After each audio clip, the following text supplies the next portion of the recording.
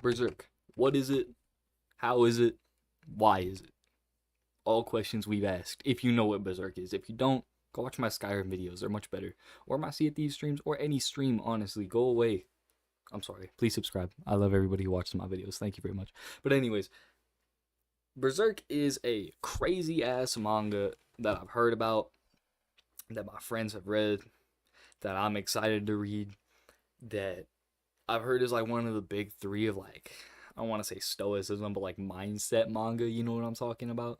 It's like this, Vinland Saga, and Vagabond.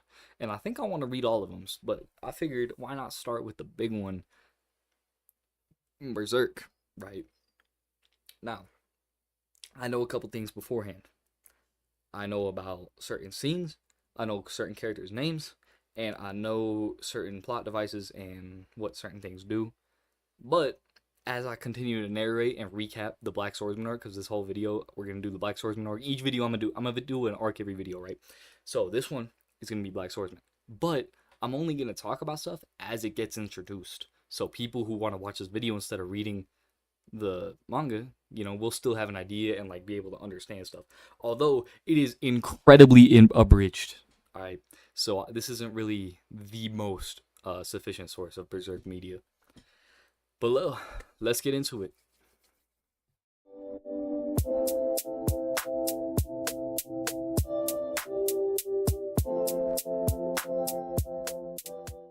Alright, so immediately reading the Black Swordsman arc, it starts off raw as fuck with a scene where the main character is going crazy style, Diddy style on this lady, but the lady turns into like this crazy ass demon thing. But this main character ain't no bitch. He's familiar with the game, apparently. He has a cannon on his arm that he sticks in this demon's mouth and lets it boom.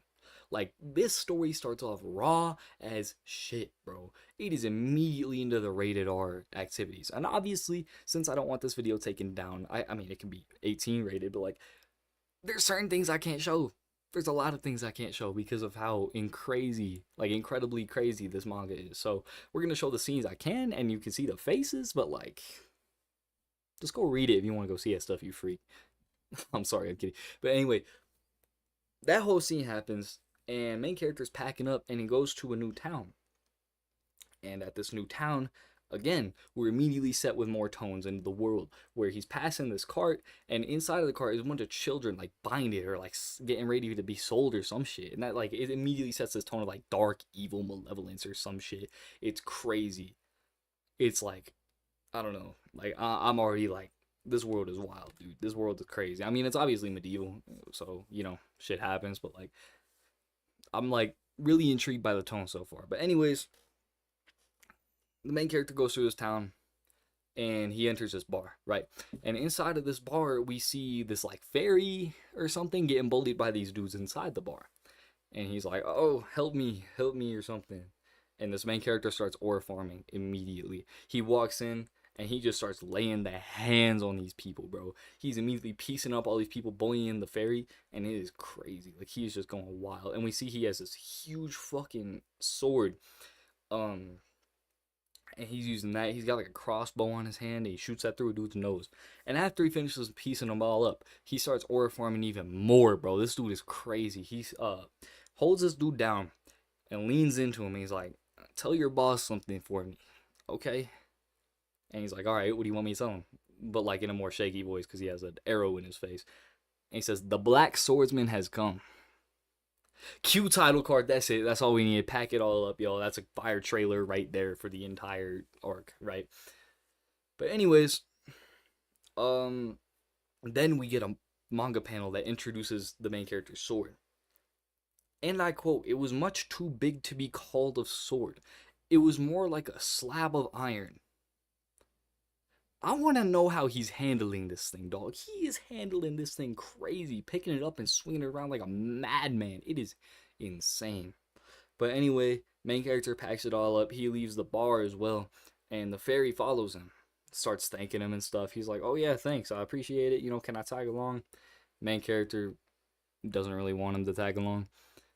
Doesn't like when the fairy touches him, but we learn the fairy's name is Puck. So anyway, Puck is bothering the main character a lot. MC, we'll call him until we figure out his name. So Puck is bothering the MC. MC's like, don't touch me, bro. Don't touch me. And Puck tries to warn him, like, you know what you just did, bro? You just messed with, like, the King's Guard, right? Or something. And some big bad group, right? And he's warning him, like, this is going to get you in a lot of trouble. And it did. About 5 seconds later, they're walking down the road. And they meet with a bunch of guards. Just, like, waiting for homeboy. So, they meet these guards. And he's basically immediately in prison. Like, he gets a couple of them down. But he pretty much gets imprisoned.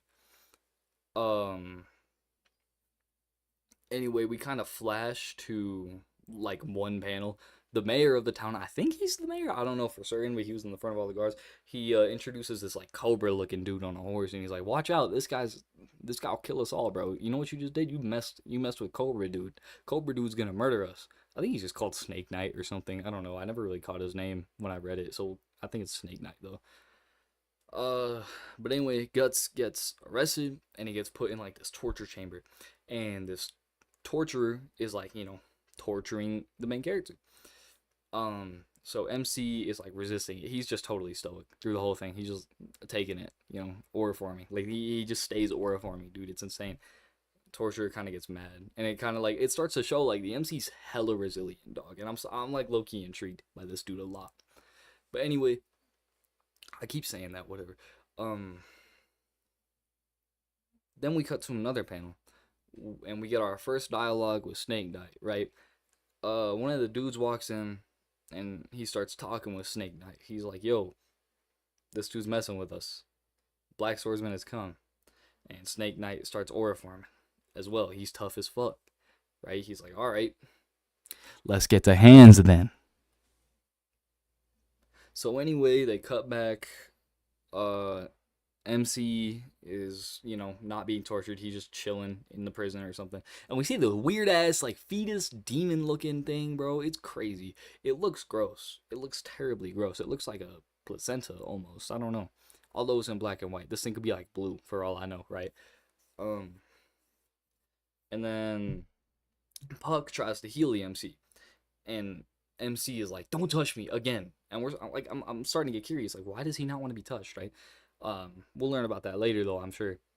And then we learn that homeboy's name is Guts, and we see this weird ass mark on it. And this mark, we don't really learn too much about it. It just kind of gets pointed out, but I feel like that's going to be important later. Foreshadowing. Anyway, as they're yapping in the prison, Snake Knight arrives and starts moving like Vaughn immediately. He starts going crazy. He just starts killing everybody on sight because of what Guts did. But Guts breaks out of the prison, and he also starts wilding. He's going crazy as well. He gets all his gear or whatever, and he starts piecing up the Snake Knight's army.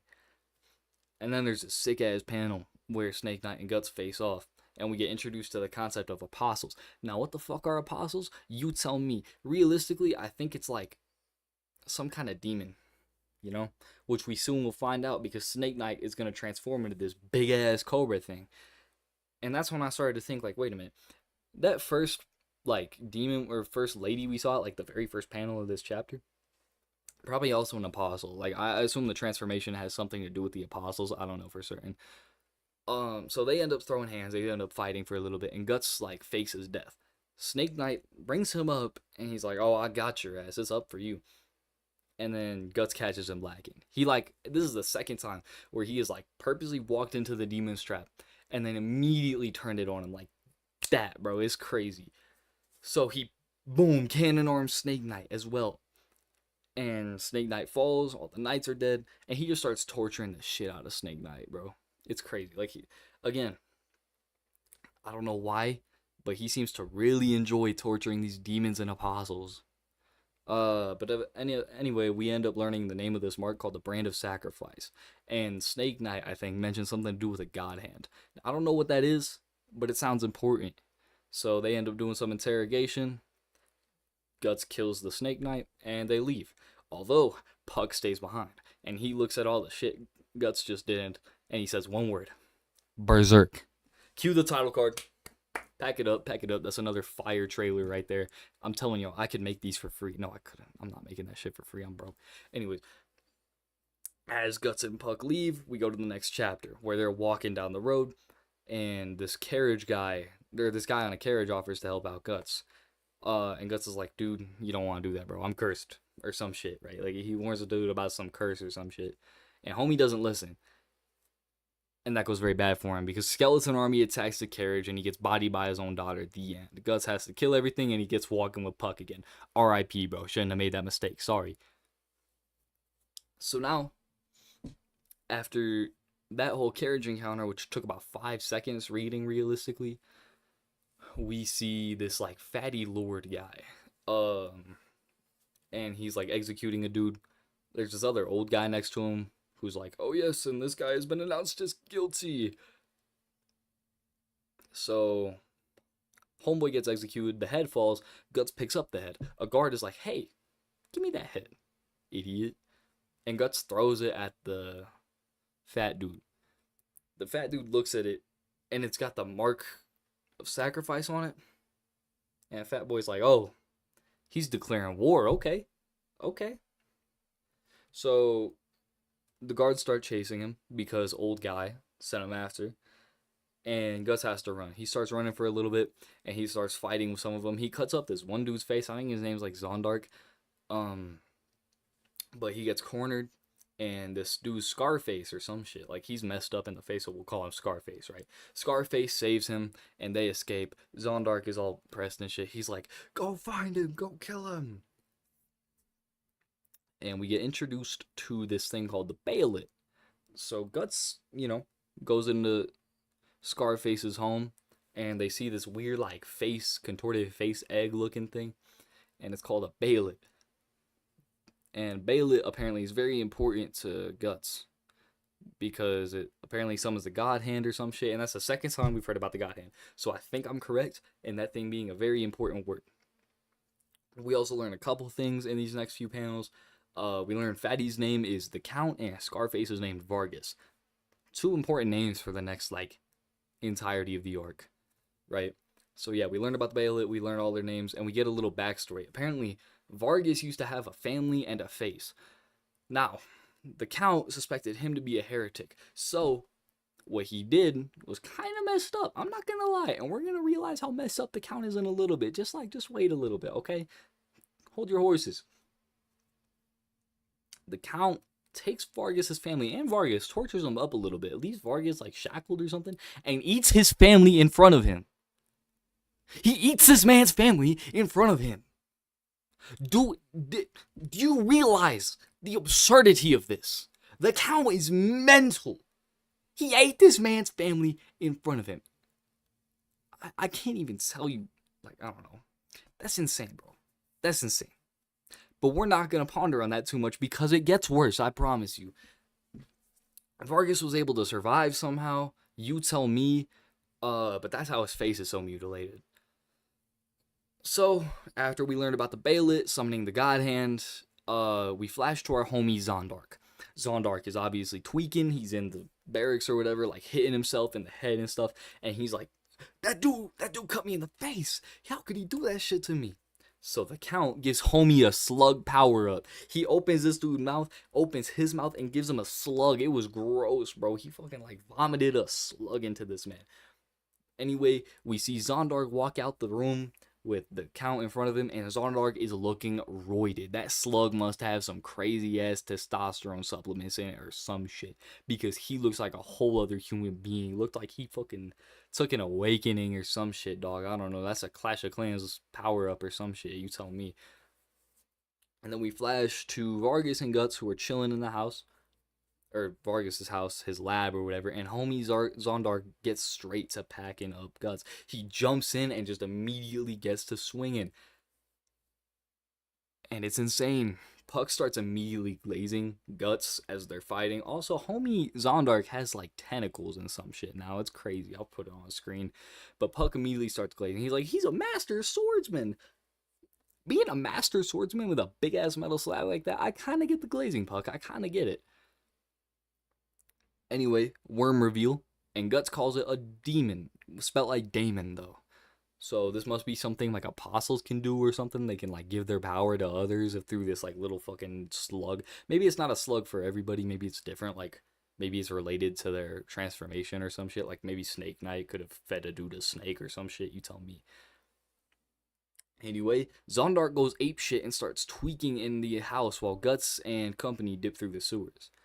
They start navigating through these sewers while Zondark is probably still going crazy inside of the lab, and they talk for a little bit, and Guts and Puck decide to split with Vargas. They go their own way. They go to do, Guts and Puck things. They're probably going to go fight the Count. And we flash back to Vargas, who's just sitting there, and we see the worm go and yoink him, bro. He just straight kidnaps Vargas. R.I.P.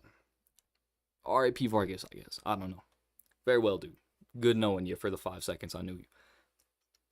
And this is when we find out when Guts is talking with Puck that he's kind of a lone wolf. He starts talking with Puck like, everybody's gonna drag me down. I don't want any of you, even you. You're super annoying. Y'all are just gonna drag me down. I'm better on my own. So obviously, Puck starts beefing with Guts because of this and decides to leave. Eventually, we cut to Vargas's execution because the worm captured him. Remember, lock in. The worm took Vargas. They brought it to the Count because the worm works under the Count. And now we're here to watch this execution. Puck meets up with Guts again as Guts is watching. Although Guts isn't really in the main crowd, and you'll learn later. Just pay attention. Guts and Puck start talking, and he's just like, I'm just here to watch. I ain't gonna save him. This motherfucker. I mean, I get he wants to be a lone wolf, but you can't even go and save him, bro. Are we serious right now? Are we serious? You don't even want to go and try at least? But we'll understand in a minute. Lock in. Now Puck is tweaking like, why not help him? Why don't you help him? Go help him. How about you do it? Guts is actually such a negative person, it starts hurting Puck. Like, Puck has to clutch his stomach. He's like, I can't believe this dude's negative energy's hurting me right now. And he's like, whatever, you scary, bruh. You ain't actually, you too scared. You too scared. You won't save him. Guts don't really give a shit. He's just like, whatever, bro. Vargas is useless to me anyway. So they start beefing anyway. Or beefing again. And Puck decides he's going to try to save Vargas on his own, like Guts recommended. It don't work well. Airball immediately. So Puck fails. He falls on the floor. The soldiers are looking at him, a little bit confused, as anybody would. And Vargas's head gets chopped off. It flies in the air and makes eye contact with Guts. And Guts is a little bit surprised by this. Vargas, I think he had a tear down his eye, if I remember the panel correctly. And Guts decides he's going to leave. He's like, all right, I came here to see what I wanted to see. Let's go.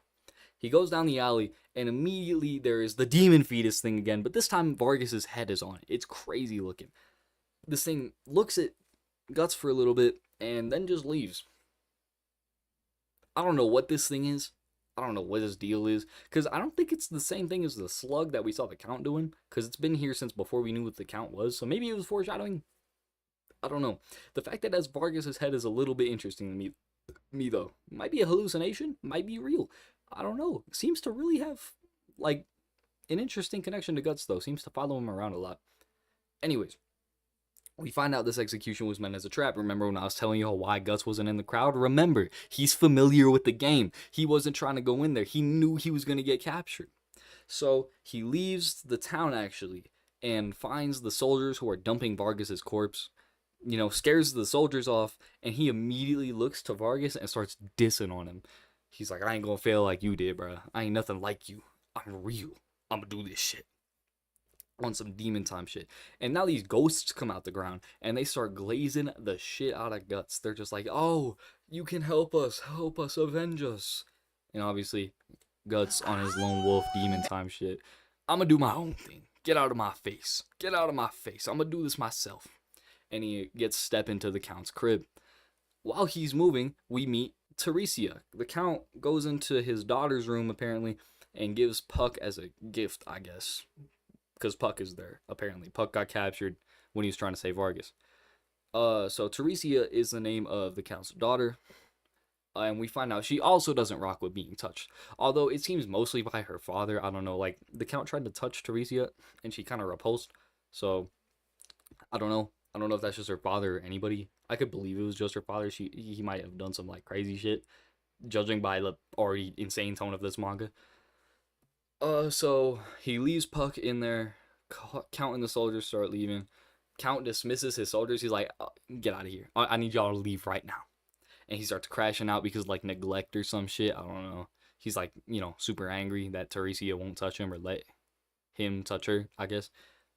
And then he like gets on some ultra instinct shit and can feel like he goes like, I can feel his presence about Guts, like, or some type shit as Guts gets moving, right? He gets to stepping and he gets Guts, not the Count, lock in. Guts gets ambushed by Zondark. Remember him? Yeah, he's still back here. And they get to scrapping for a little bit. Guts is trying to aim for the head of the demon thing or whatever, the worm slug thing, whatever you want to call it. And they're swinging, they're fighting.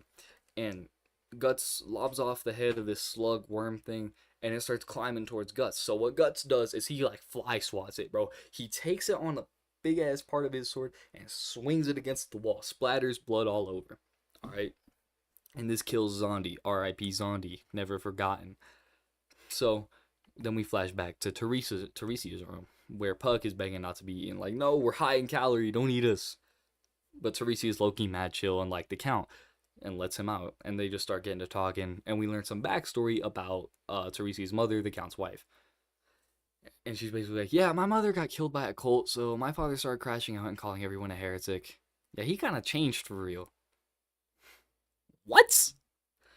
You're telling me your mother gets killed by a cult, so your father... I mean, I can kind of get it, I guess. One cult kills the Count's wife, so the Count gets angry at everybody and basically assumes that everybody's a heretic. Although, we will learn why in a little bit. Lock in. Okay, pay attention. While Teresia and Puck are yapping, we go to Guts, and he meets with another army with old guy at the front again. Different old guy from the first one, not Snake Knight old guy. Different old guy, alright? And he sends out some soldiers. Immediately, they get squad wiped. They're fodder, alright? So, old guy sends out this new guy called Jericho. Hey, you stronger than Zondark, right? Prove it. One tapped. Immediately. At least Zondark had 3 battles with Guts. This dude got killed in 1 battle. Although Zondark did have the demon stuff going on, we don't know. He did escape because it was like a 50v1, but that don't matter. And we'll see in about an arc or 2. Lock in. Guts starts aura farming on this old guy, stands right above him, but he's not making eye contact with him. He's looking right over old guy at the doors where the Count is chilling in his throne room. So while he's aura farming on old guy, we flash to Teresia again, venting about being trapped to the Puck. She wants to, like, quote unquote fly or some shit, and Puck's trying to leave. Like, hey, I think my friend's out there. I'm gonna go help him. Don't leave me, Puck, please. And immediately she has a mood switch. Actually, never mind. Go for it, Swin. Like, what? I don't know. Seems a little bipolar to me, but you do you, I guess. Puck dips and comes back in a little bit, actually, and knocks on Teresia's window and says, I forgot to say, I'll be back in a little bit. Don't worry. I got you. Trying to say, like, oh, I'll actually get you out of this room. Don't worry. And there's a little Teresia monologue, like, she's thinking to herself, like, am I actually going to leave this room? Finally. This is going to be a wonderful day. I think that day is today. I don't think the Count battle took that long. But Puck starts thinking about the Count after Teresia monologue, or after Teresia vented a little bit, and thinking, like, so he probably summoned the God Hand to become a demon. That was his thought. Used some magic or some shit, summons the God Hand, becomes a demon. This is when we actually get information on the God Hand, rather than the fact they're associated to Baelitz. They must be an actual, like, associate, not like an actual hand. It must be like a bunch of people or something, like an organization. Or it is a hand. I don't know.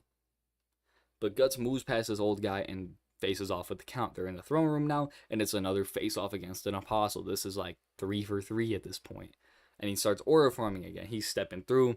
He's like, chopping at the floor because tentacles are coming out. And, he doesn't get to aura farm for long, though, because the Count don't play those kind of games. They get straight to throwing hands.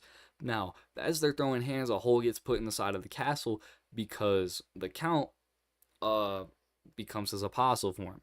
Puck sees the hole, enters the castle, and we see what the Count looks like. This big-ass, ugly-ass, slug-looking thing, bro. It looks disgusting. I'm not gonna lie, but it's huge and it's massive. It is, like, strong, dude. So Guts and the Count are fighting. Um, and Guts drops a really hard quote. I'm not gonna lie. He talks about how he's actually quite similar to the apostles. He's like, even if I'm mortal, I'm unstoppable. Just like you, slug. Okay, Guts, okay. He's talking about some like, alright, I might be a human, but my will is so strong, I'm essentially immortal, just like apostles. Although I don't think apostles are immortal. We've seen about 2 of them get at least tortured. Maybe they're not totally dead, but they're immobilized, right? So, Count knocks Guts down, actually. Like, immediately after Guts says this, he gets shut the fuck up by Count, knocks on the floor, and Count starts talking some mad shit. You know, he's like, you a bitch. You can't even take one attack. You a fool. You ain't nothing. So Puck intervenes and tries humbling the Count. It's like, you were human too. You were human too, man. Man, shut the fuck up. Puck tries to distract the Count with this Bayolet thing, right? Because they brought the Bayolet with him. And the Count does actually get distracted by it. He starts chasing Puck around trying to take this Bayolet. So I assume the Bayolet is also of importance to like getting power or something. As they're fighting, the castle is collapsing. I need y'all to know this because it's important, because it makes Teresia exit her room finally because the door is no longer locked because the roof fell and like opened the door or some shit. She escapes the room and actually ends up in the throne room and finds out that her father is a slug. The Count starts immediately feeling bad. Honestly, I would too. If I woke up one day, entered my father's room, and found out homeboy could just transform into a demon slug, I'd be a little bit worried. I'd feel a little bad. I'd be a little distressed. So I kind of feel for Teresia here, even though that's never happened to me, and hopefully it doesn't. Kind of sucks for Teresia, you know, some empathy. So Count starts feeling bad and is like, oh, Teresia, I'm so sorry. You know, you should have never seen me like this. It gives Guts a chance to stand up, and he starts like, you know, wavering. He starts trying to swing, and Count just like slaps him down immediately. There wasn't even a fight there. Count just like murdered him. And I low-key, I thought he was dead. I thought this was the end of the manga, or there was going to be a new main character. It was either going to be Teresia, the Count, or Puck. One of those 3. But nah, Guts was alive. He gets knocked up against his pillar, and Count goes for the finish, but Guts is somehow able to grab Teresia and hold her hostage. Now they're in this kind of standoff, and Guts pulls the most bullshit execution I done ever seen. He gets Teresia out the way a little bit and uses his cannon arm, and again, right in the face for the 3rd time. We are 3 for 3 in cannon arm apostle executions. Knocks off the Count, actually just like incinerates him. And then, because his arms are broken, he uses his mouth on some Zoro shit with his big ass sword in his jaw and like slices up the Count. So, the Count is now basically just ahead. So Guts gets to moving, even though he's like basically disabled, but like he's not anymore because he won. So I guess he got heals from it.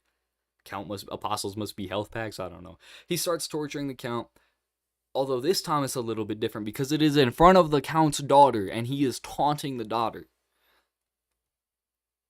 Like, I don't even understand.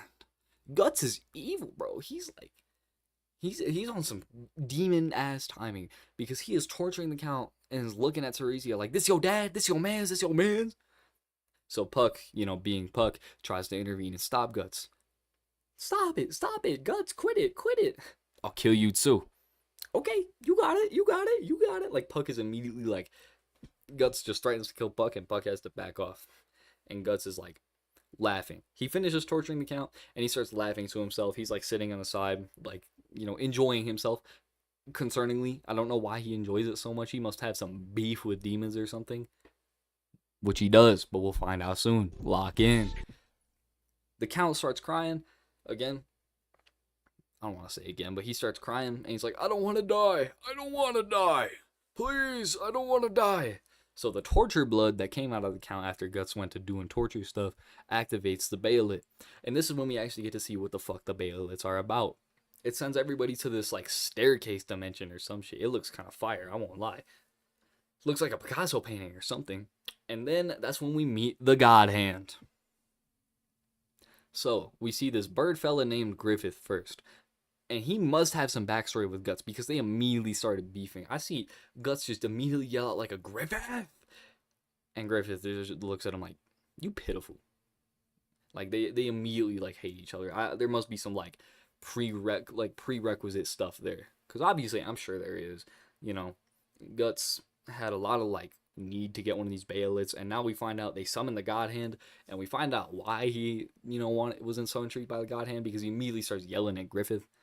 But Guts gets put down immediately. He's like put to sleep, not put to sleep, but like he's like disabled, so the Count can beg for his life. Lock in, need plot devices. The Count begs to the God Hand to be saved, but there's one caveat. The God Hand goes, "You have to sacrifice your daughter to do that, actually." And the Count's like, "No, anything but that, please, I beg of you. I don't want to sacrifice my daughter." That's the point of it, the God Hand says. So anyway, Squiddy Boy over here, he's got like glasses and he's got tentacles. It's weird. He forces a flashback of the cult backstory with the Count and Teresia's mother. But we find out that the Count probably lied to Teresia, because what the backstory shows is that Mrs. Count, the wife, was actually a member of the cult.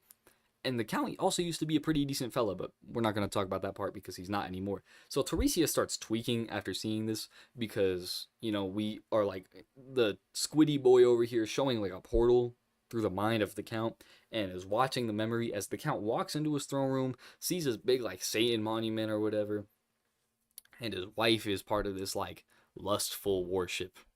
So he slaughters everybody in there except for his wife, and this blood from like all the dead cultists activates the Baelit, and this is when we see the first deal and the first time the Count met the God Hand, because it activates the Baelit. He goes into this same dimension and he makes a deal with the God Hand to become an apostle by sacrificing somebody else he loved, which was his wife at this time. I knew it. Puck was right. Puck was correct. He called this. Lock in. He knew this. So while the God Hand is yapping with the Count, and the Count's like trying to find some alternative, Guts asks Puck to heal his arm and to start swinging on him again. But we don't actually get to see that yet, because the next chapter is a flashback with Guts and Griffith. But I guess it's Griffith before he was a bird or something. That's aside from the point, though. The point is, I knew it. I knew there was going to be some sort of like beef behind them, or like some sort of interaction with them. Although we don't actually get to see why they hate each other. They seemed pretty chill. Like they're in a battlefield. Guts is like down on his back or something, and Griffith holds out his hand and is like, "Hey, I got you, man. You're very lucky. You know that? You're lucky to be alive. It's just us two." But now that leaves me even like questioning this shit even more. Why do they hate each other all of a sudden? What is the beef? You know what I'm saying? Like, what is their problem? But then we flash back to the current time where Guts is talking with Puck like, "You gotta help me out. Help me out, or Teresia is dead as shit. I'm the only way she can be saved." So Puck starts healing the arm, I think. And we start seeing the brand of sacrifice at work again. Griffith, I guess, goes over to Guts, or like points at Guts, and like his shoulder starts bleeding. So the brand of sacrifice must be some work of the God Hand. We do actually see this in one of the panels, because they hold it up to Teresia, because if the Count says the magic word, quote, "I offer you my daughter for sacrifice," they're going to put the brand of sacrifice on her. And Griffith is yapping to the Count like, "Make a decision. You either have to sacrifice Teresia or go to actual hell." And we do see what actual hell looks like. It's like a swirl of spirits and dead people, I guess. It's crazy. The Count doesn't want to die, but he also doesn't end up saying the phrase. So homie gets dragged to hell by corpses, like a long line of corpses. And Vargas gets his get back. That's right. He's at the front of this line of corpses and pulls him into hell. And after they get the Count, they start trying to take Guts too. But luckily, Guts is blessed by, I don't know, plot armor. He shoots his cannon arm at Griffith, but it doesn't hit on some like Gojo Infinity shit, I guess. Somehow the corpses let go of Griffith, or not Griffith, sorry, Guts. The corpses let go of Guts, and Griffith decides to give Guts the stink eye, and he sends them all back to the reality that they were actually meant to be in. Teresia just starts crying, and Guts immediately starts hating. Like, they don't even get a chance to reflect. Teresia is just already sad that her father is in hell now, and Guts is like, "If you're gonna be sad, just die. Just give up. Just give up if you're gonna be a bitch." And Pug starts beefing. Like, why would you say that, Guts? Why would you say that? And Teresia almost believes this dude. Teresia reaches for a knife and goes for the wrist immediately, but Puck, luckily, being Puck, snaps her out of it. And then, there's some more dialogue exchanges, and we get the super poetic scene, actually. No, I'm not a big literary guy. I am very much a fool, a very much low IQ, 1.8 GPA fella.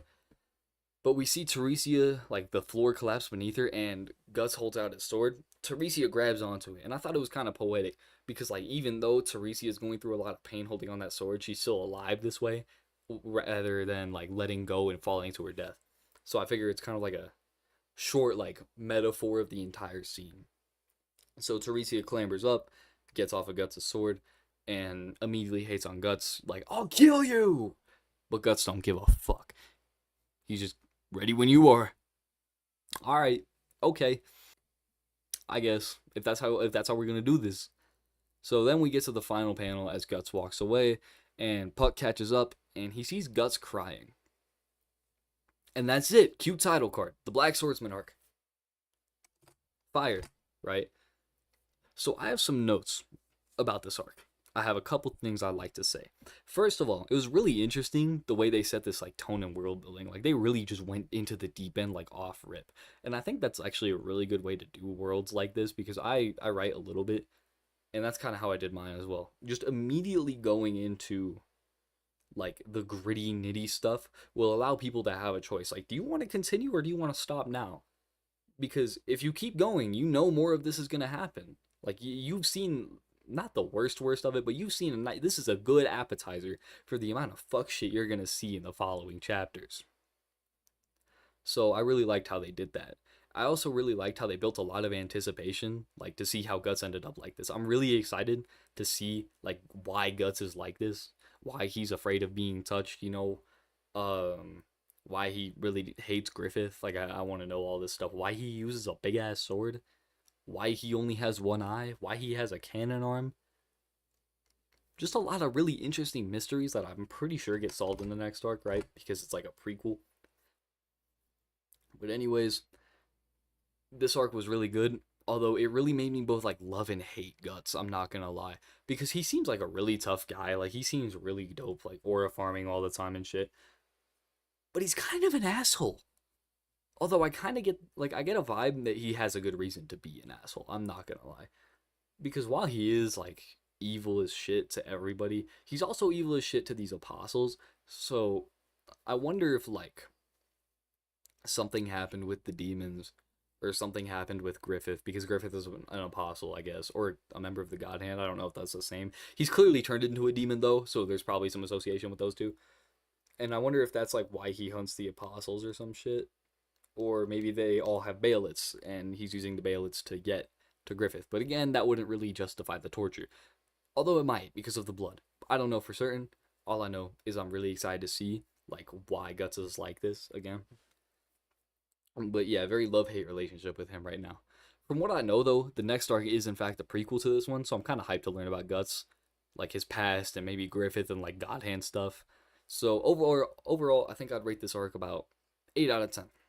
Favorite character so far is going to be Guts. And I think my least favorite character so far, I want to say the Count. Now, before you hate me for this is not ranked on, like, literary analysis or how well written the characters are. Literally just vibes. And so far, the Count seems like the worst person we have met. So, like, you know, there's a reason to hate the Count the most. And Guts, I mean, I really just like Guts because he's our main character so far. I would say Puck, he's pretty chill. But Guts just had so much aura. Anyways, that's my review. That's my recap on the Black Swordsman arc, what my thoughts were on it. Thank you for watching. I know this is my first voiceover. It's probably trash. I'm kind of forcing my personality a bit too much. But hey, if you enjoyed, subscribe, leave a like, comment, you know, anything, any other, like, chapters or manga you might want me to, you know, review. Although this isn't really my main stuff, I mostly record Skyrim. So if you liked this and you liked the gameplay you saw in the background, feel free to go check out my other videos and stuff. I've mostly been streaming Oblivion, though, because of the remaster that came out. But yeah, feel free to go check out the rest of my videos if you liked the gameplay in the background here. And that voice crack was terrible. I'm ending here. Goodbye.